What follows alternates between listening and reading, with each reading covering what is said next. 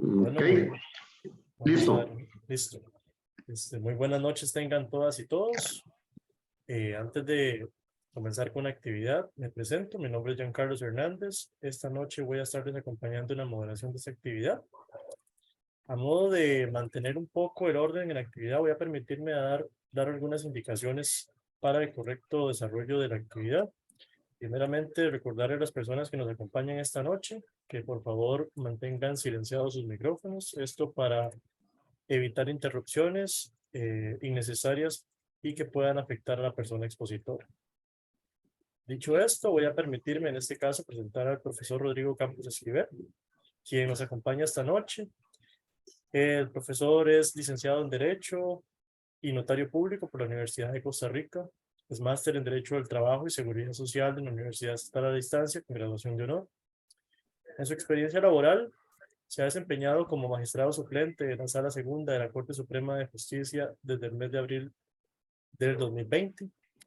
Asimismo, se ha desempeñado como juez mixto en materias como la penal, civil, laboral, juez de apelaciones en materia civil y laboral de mayor cuantía. Es profesor de la Universidad de Costa Rica en las cátedras de Derecho Procesal Penal y Derecho Laboral, desde el curso lectivo del 2003 hasta la fecha. Profesor catedrático en la Universidad de San José, coordinador de la Escuela Judicial del Primer Circuito Judicial de Guanacaste y actualmente es juez del Tribunal de Apelación Civil y Laboral de Guanacaste. Esta noche el profesor Rodrigo Campos Esquivel nos acompaña con la segunda parte de la charla, aspectos básicos para la redacción de textos jurídicos. Dicho esto, sin más, le cedo la palabra. Muchísimas gracias, Giancarlo, por la presentación. Agradecerle, como siempre, ¿verdad?, a todas las personas que se han interesado en unirse a esta charla, que como ustedes pueden observar es la segunda parte.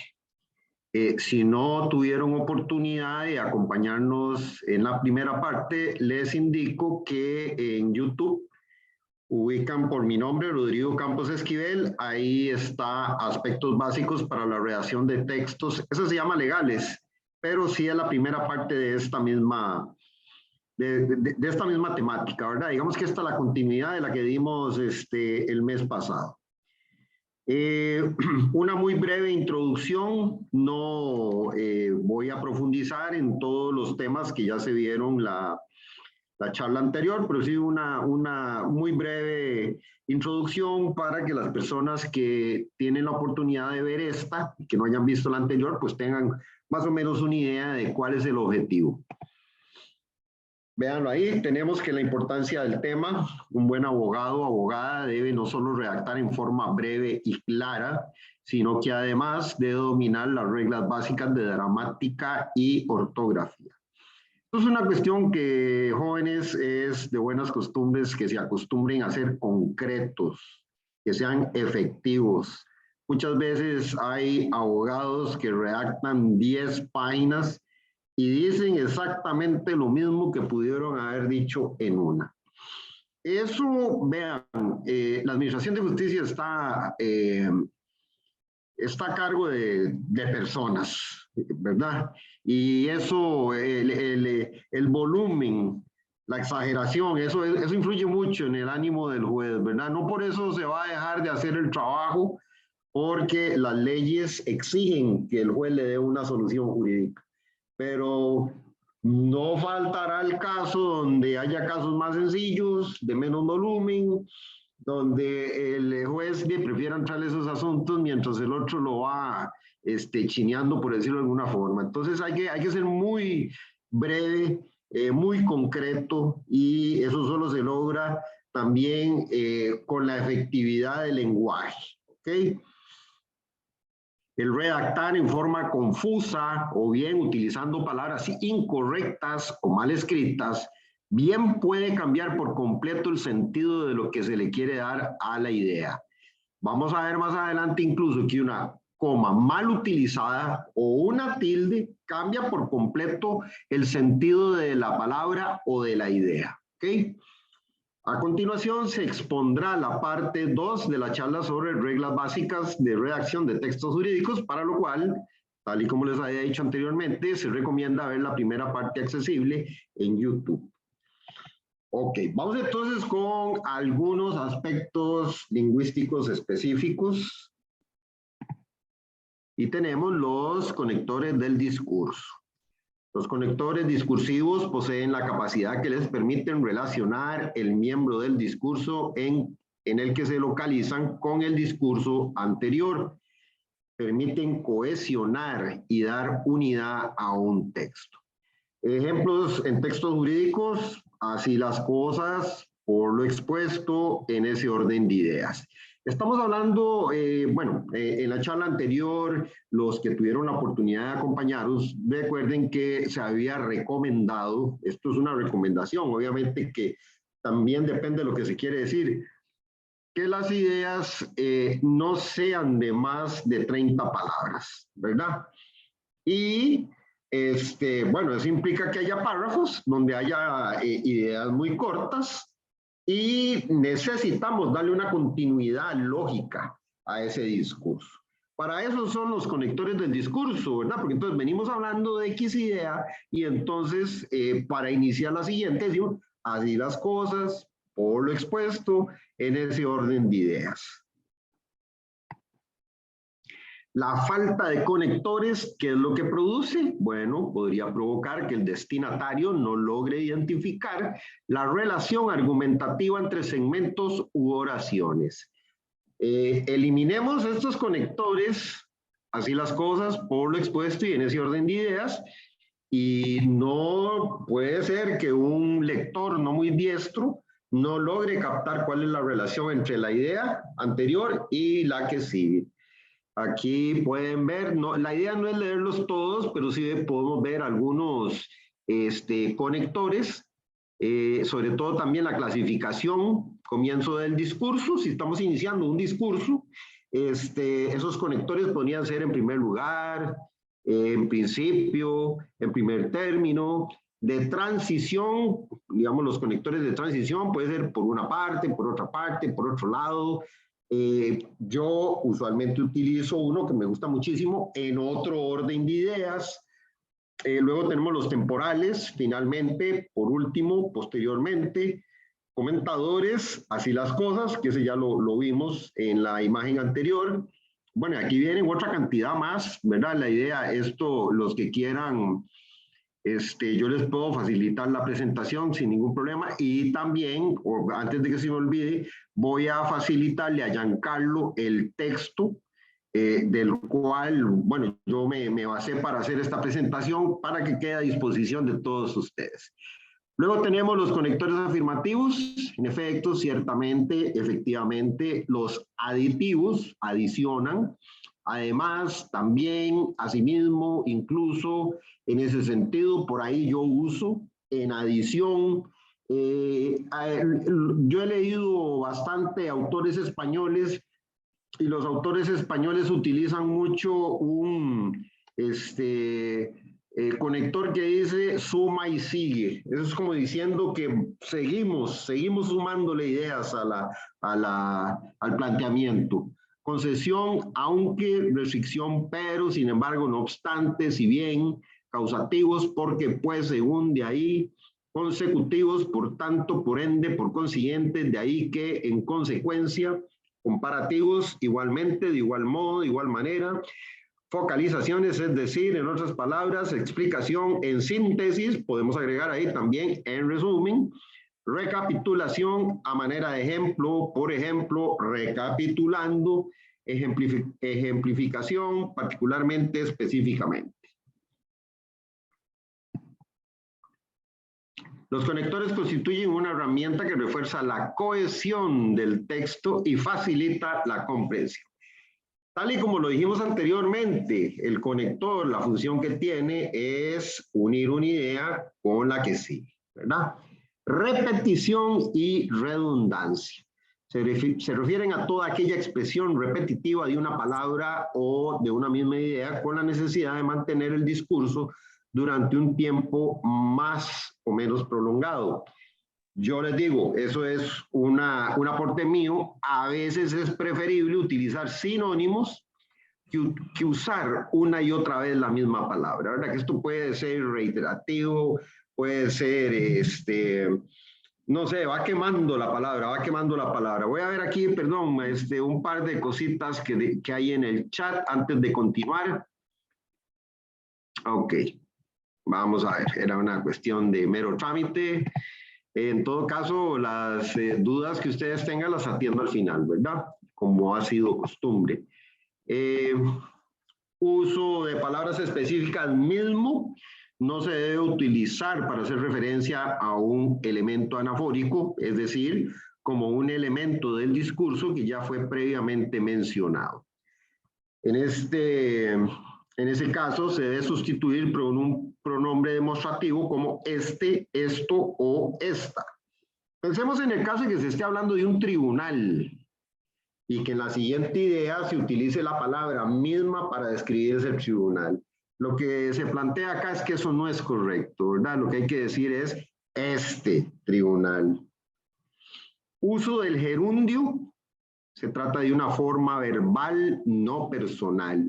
Puede ser infinitivo, que se representa, ejemplo, cualquier verbo, correr, comer, hablar, etcétera, etcétera. Participio, corrido, esto ya es en pasado, o gerundio, que es el que realmente nos interesa, corriendo. ¿Qué es lo que caracteriza aquí al gerundio? Son esas tres letritas, NDO. El gerundio se caracteriza por terminar en NDO, puede ser simple, corriendo, o compuesto, habiendo corrido. Vean qué interesante, porque aquí ya tenemos el gerundio y además tenemos el que hemos visto anteriormente, el participio. ¿Verdad? Tenemos un gerundio y un participio. En todo caso, se conoce como un gerundio compuesto. Tiene tres diferentes usos sintácticos: perifrástica, predicativa, circunstancia, periférica y elocutiva. No las vamos a describir porque vean lo que dice por acá: el que más se encuentra en los textos jurídicos es el periférico. Y pone un ejemplo de la utilización del gerundio con efecto periférico, que es habiendo sido advertido del peligro, se fue inmediatamente. Claro que esta idea nos obliga a tener que identificar en las ideas anteriores a quién se le había advertido de ese peligro que provocó que se fuera inmediatamente. El gerundio puede generar problemas de comprensión, ya que el lector debe identificar el sujeto gramatical del gerundio. Precisamente lo que yo les decía, ¿verdad? Porque por la forma en que se redacta, se sobreentiende que hay un sujeto, pero tenemos que irnos ideas para atrás ya para individualizarlo en una forma más clara. Usos incorrectos del gerundio. Para abordar este tema, primero se va a indicar cuál es el uso correcto del gerundio. En perífrasis verbales con verbos estar, seguir y continuar. O sea, estos son casos en los cuales se utiliza correctamente el gerundio. Cuando expresa simultaneidad en relación con la acción del verbo principal. Cuando expresa anterioridad inmediata con respecto a la acción del verbo principal. Entonces acá tenemos una imagen. Vean que aquí está la descripción del gerundio simple, caminando, corriendo, y el compuesto, habiendo salido. Bueno, que ese también es similar al otro, donde más bien, recuerden que teníamos primero el gerundio más bien estaba de segundo. La terminación ya habíamos visto que es NDO. Recuerde, su uso desmedido o errado dificulta establecer quién es el agente de la acción, quién realiza la acción del verbo. Esto provoca serios problemas para la comprensión de los textos jurídicos, sobre todo las sentencias judiciales. Entonces hay que ser muy comedido a la hora de utilizar el gerundio al momento de redactar. Bueno, ahí se advierte sentencias judiciales, pero yo haría la misma advertencia también con recursos escritos dirigidos al juez o al tribunal, etc. Aquí vienen algunos ejemplos de casos correctos: concluyó y no concluyendo. Lo anterior genera que generando. resuelve o resolví y no resolviendo.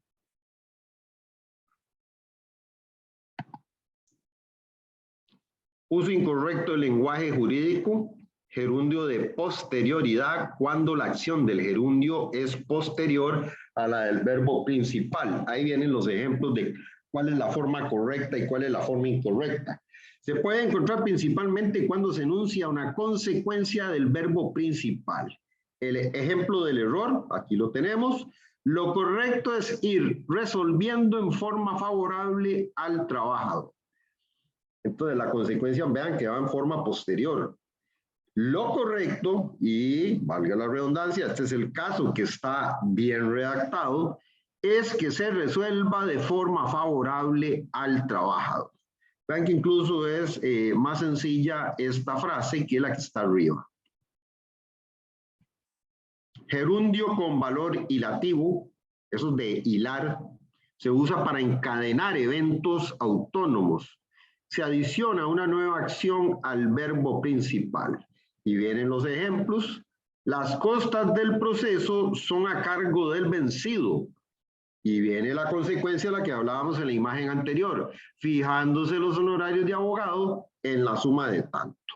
Viene la otra forma de redactar esa misma idea, que bueno, al menos es la que yo más utilizo, que es utilizar frases cortas. Las costas del proceso son a cargo del vencido, punto. Viene otra idea que está conectada con la anterior. Los honorarios del abogado se fijan y ahí ustedes pueden ver que hay dos oraciones que si bien son independientes, en lo que es su contenido son completamente dependientes. Gerundio con valor relativo en los textos jurídicos son difíciles de encontrar, entonces no nos vamos a detener mucho en ese tema. Gerundio no coincide con el sujeto de la oración principal. Un ejemplo es cuando el gerundio se aplica al verbo y no al sujeto. Ejemplo, este es el ejemplo cuando se le aplica el gerundio al verbo. Estándole vedado tal comportamiento. Bueno, ustedes vieron ahí el gerundio, pero ¿a quién?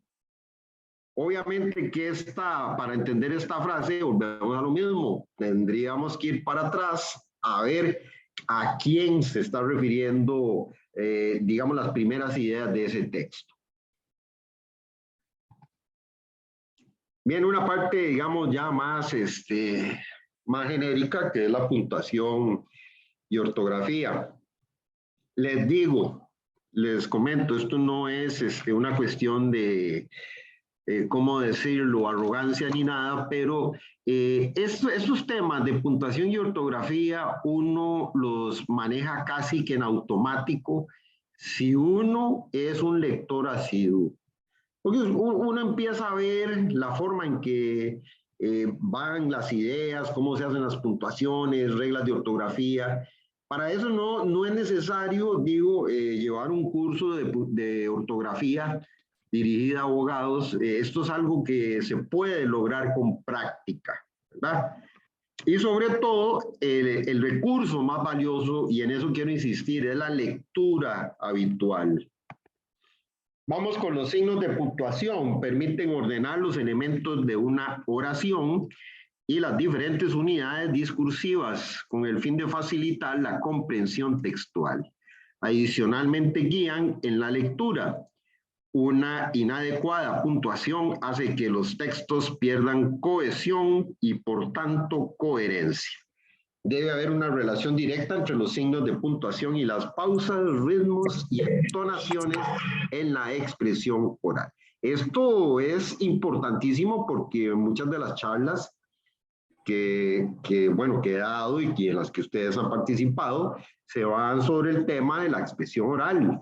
Y todos estos temas de puntuación, obviamente que no se manifiestan en una forma física, ¿verdad? Con una coma o un punto y aparte, pero eso sí, como dice acá, surge de la pausa, ritmo, la entonación. O sea, hay que tener mucho cuidado en eso también, ¿verdad? El mal utilizar esas pausas cambia completamente el sentido de la idea. La coma. Con la coma se marcan relaciones y jerarquías entre las ideas dentro de una oración.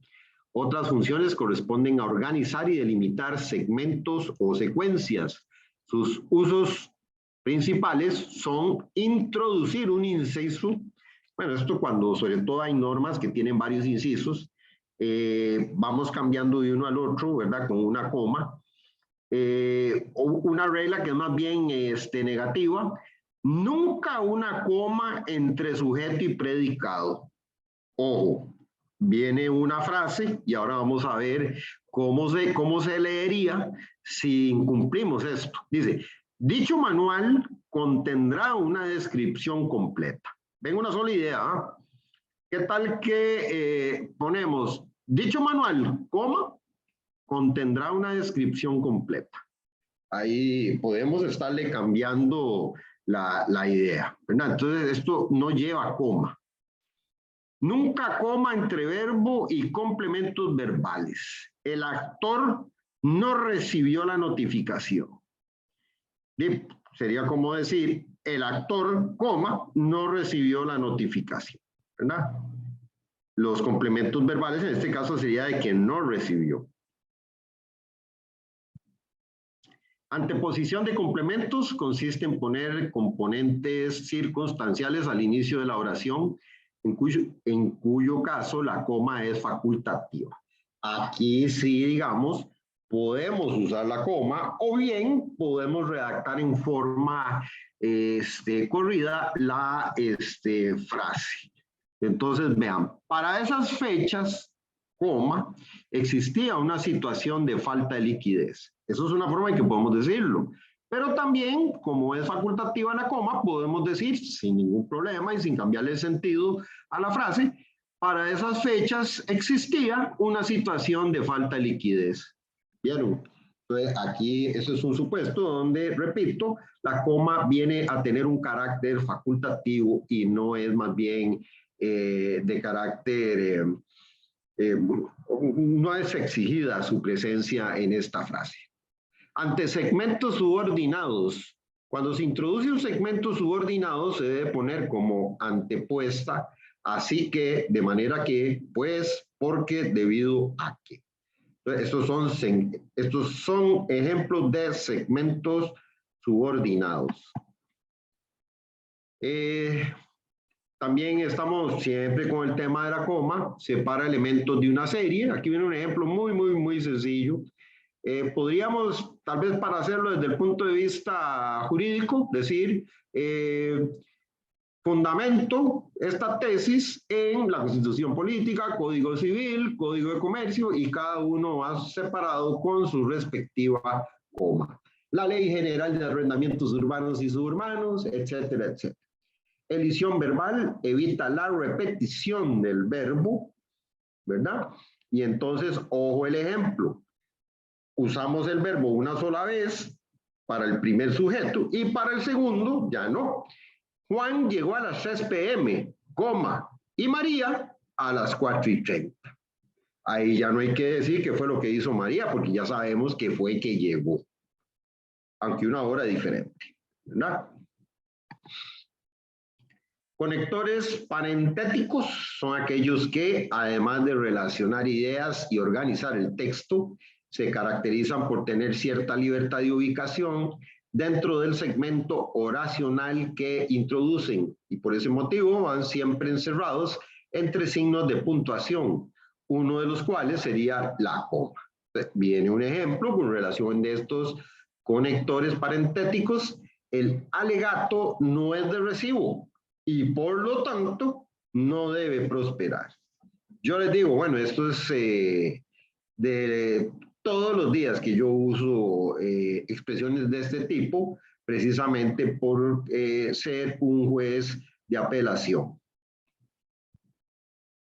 Los conectores de este tipo más utilizados son, asimismo, además, sin embargo, no obstante, por un lado, por una parte, por ende, por lo tanto, en consecuencia, en primer lugar, por último. Punto y seguido. Vamos con el punto y seguido en lo que es el tema de los signos de puntuación. La principal función del punto y seguido es cerrar una oración, la cual corresponde a una unidad de sentido completo, lógico y gramatical. O sea, estamos hablando de un párrafo. Entonces, el punto y seguido lo que hace es separar las distintas ideas. ¿Tá? Lógico por cuanto presenta una idea independiente. Gramatical, toda vez que toda oración bien construida tendrá un sujeto y un predicado. Usualmente se utiliza para separar segmentos que son dependientes entre sí. Vamos a ver, es una idea que, vamos a ver, se representa en forma separada, pero tiene una dependencia de todo el texto. Punto final. Hay de dos tipos, el de párrafo y el de texto. Bueno, el de texto es el punto final, digamos. En el primero se cierra una unidad temática y a continuación inicia otra. El segundo marca el cierre del escrito. Se recomienda que cada temática, especialmente las secuencias argumentativas, estén claramente diferenciadas mediante párrafos. ¿Sí? Esto también incluso es toda una técnica que hay que manejar muy claramente porque lo que son aspectos temáticos diferentes tienen que ser analizados en distintos párrafos. Punto y coma, en primer lugar, separa elementos de una serie compleja. Vean que incluso el mismo texto nos da un ejemplo, ¿verdad? Segundo, porque aquí dice, en primer lugar, separa elementos de una serie compleja, punto y coma. Segundo, relaciona ideas cercanas, pero con cierto grado de independencia semántica y sintáctica. La ventaja que tiene ese texto que estamos utilizando es que utiliza muy bien, incluso en su propia explicación, todos los ejemplos de la forma en que hay que utilizar todos estos instrumentos gramaticales.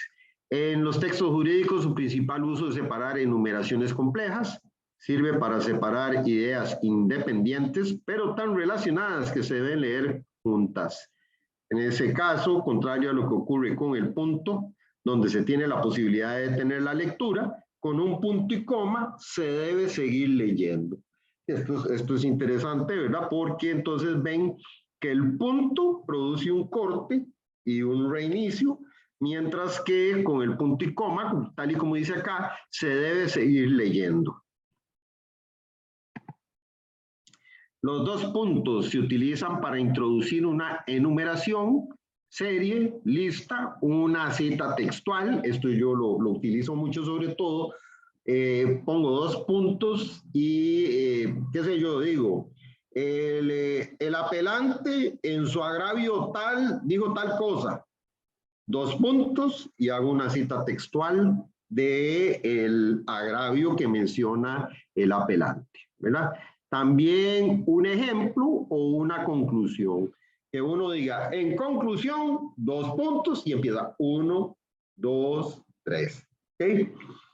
Luego tenemos el paréntesis, se utiliza para representar palabras u oraciones aclaratorias o información secundaria. La charla pasada hablábamos de los latinazos, los famosos latinazos, que había que además, que lo correcto era agregar la traducción al español. Ese es un caso perfecto para utilizar el paréntesis. Se utiliza el latinazo y dentro del paréntesis iría la traducción al idioma español. Además de precisar fechas, personas autoras, referencias textuales. Y por ejemplo, entre las personas autoras es con las citas bibliográficas. Resumen, bueno, aquí viene, digamos, un poquito la explicación del paréntesis y bueno, se nos adelanta también otro tema sobre las comillas, que es lo que vamos a ver de seguido. Se utilizan para reproducir citas textuales, hacer énfasis en términos o frases. También se le utiliza para indicar palabras impropias o vulgares de otra lengua o con sentido irónico. Yo, este es un asunto que es muy mío. Yo para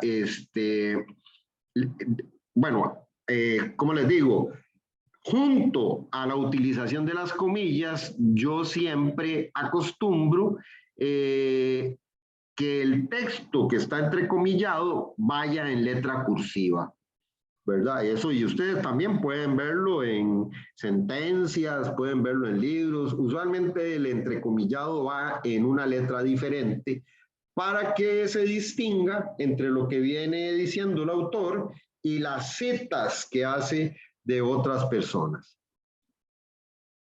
H, signos de interrogación y exclamación. Los signos de interrogación se utilizan típicamente para encerrar frases o palabras hacia las cuales se plantea una pregunta. Pero también, aunque no es un recurso muy utilizado, pero los jueces a veces sí estilamos hacer alguna pregunta y ahí mismo la contestamos, ya sea para darle la razón a la parte o para lo contrario, no darle la razón. Los signos de exclamación, por su parte, son empleados para indicar énfasis sobre el contenido al cual.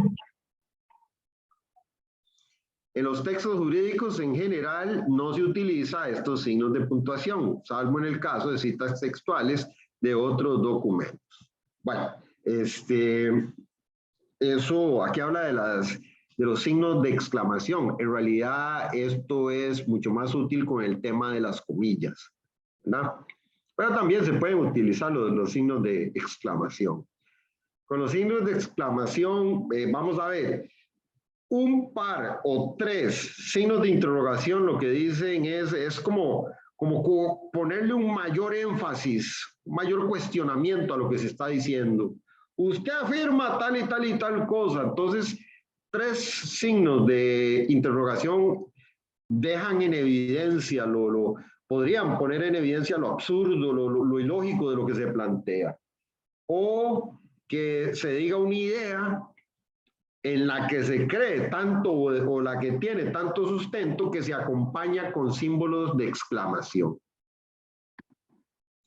Ortografía, vamos con algunas cuestiones relacionadas con la ortografía. Uso de mayúsculas se utiliza en posición inicial de palabra y su aparición está condicionada por varios factores. Bueno, aquí vamos a ver algunas reglas relacionadas con las mayúsculas. El empleo de la mayúscula no exime el uso de la tilde. Se escriben enteramente en mayúsculas las siglas y algunos acrónimos.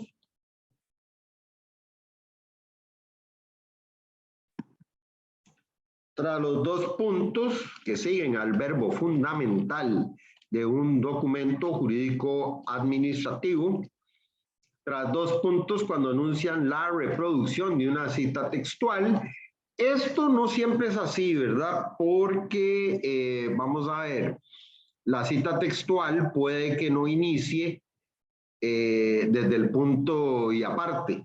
Me explico. Puede ser que sea una idea cortada, entonces lo que se acompaña usualmente es de símbolo, tres puntos de suspensión. Tras dos puntos, cuando inicia una enumeración, se escribe con la letra inicial mayúscula todos los nombres propios y comunes. Se escriben con inicial mayúscula los jueces propios de persona, animal y cosa singularizada. También los nombres propios geográficos. La primera palabra, el título de cualquier obra. Determinados nombres cuando designan entidades o colectividades institucionales.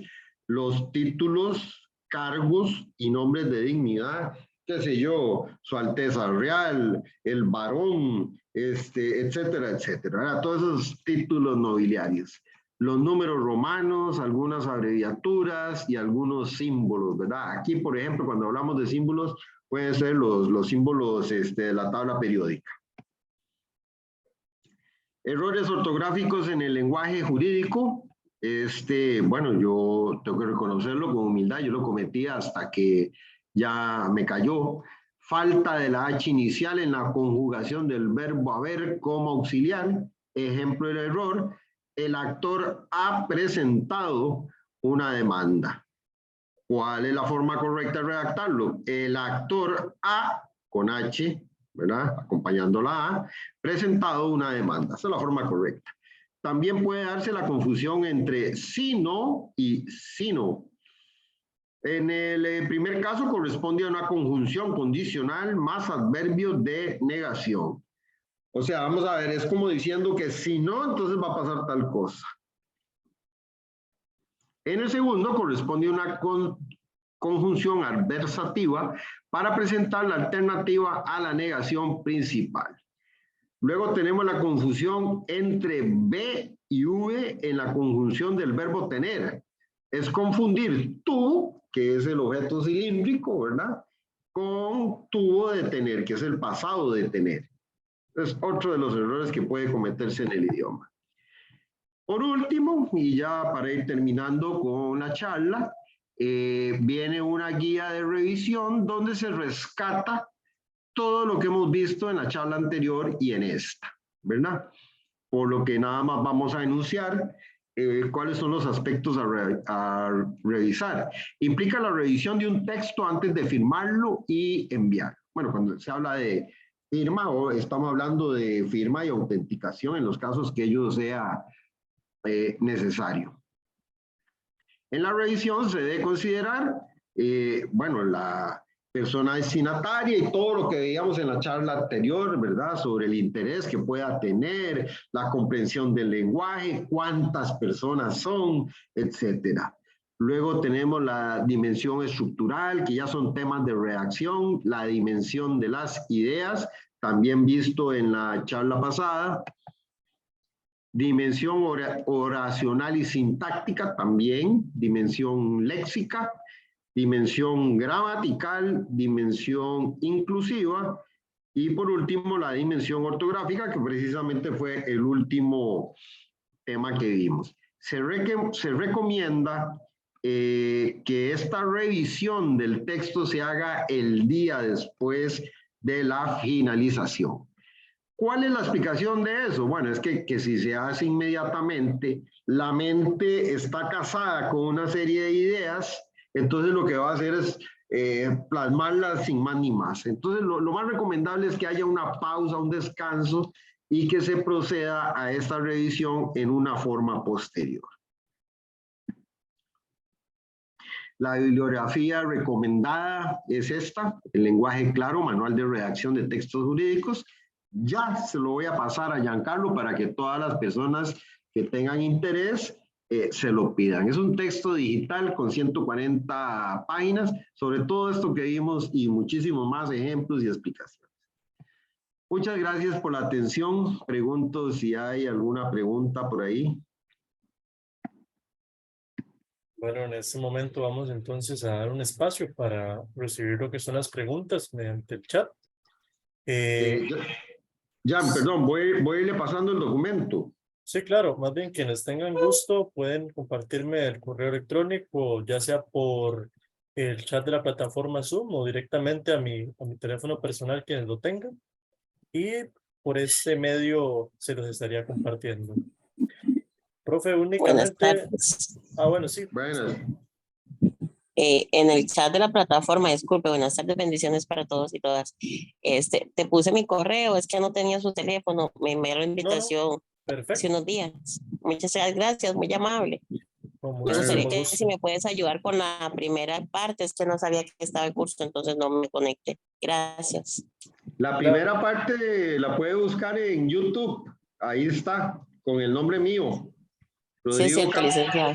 Sí, Rodrigo Campos Esquivel y busca, porque es que hay varias charlas, entonces la busca con el mismo nombre, solo que parte uno. Perfecto, gracias, licenciado. Un placer escucharlo y verlo. Bueno, igual. Le aprecio Gracias mucho, a usted. siempre lo llevo en mi corazón. Muchas gracias. Ya envié el, ¿cómo se llama? El texto, ya lo tiene Jan. Entonces, Profe, bueno, ahí está todo el material de las dos charlas, ¿verdad? Sí, profe, me consultan que si nos podría también compartir lo que es la presentación como tal. Entonces, cualquier También. cosa. Si nos Ahora, ¿cómo la comparto? Vamos a ver, si la tiene en el teléfono, pues me la puede compartir directamente desde donde la tenga. Y si no, con la computadora, profe. Ok. Bueno, en el teléfono, en el chat suyo y mío, ahí está. La presentación esta que estamos ahorita actualmente. Ah, bueno, esta, perdón. Exacto. No, entonces, voy a enviármela ya y eso sí, dura un tiempito. No se Entonces, preocupe. 5 minutos y ya le doy la presentación. Las dos, lo vamos a mandar las dos. Perfecto. Sí, lo que pasa es que una toque vamos a ver, dejémoslo para estos días. Voy a enviarle esta. Lo que pasa es que la anterior tiene un montón de imágenes que corresponden a esta, entonces tengo que eliminarlas para que quede tal cual como se dio. Pero esta se la voy a dar ya. ¿Ok? Perfecto. Y la otra queda pendiente. Profe, únicamente aprovechando que estamos ahorita conversando rápidamente, yo tenía una pregunta que hacerle.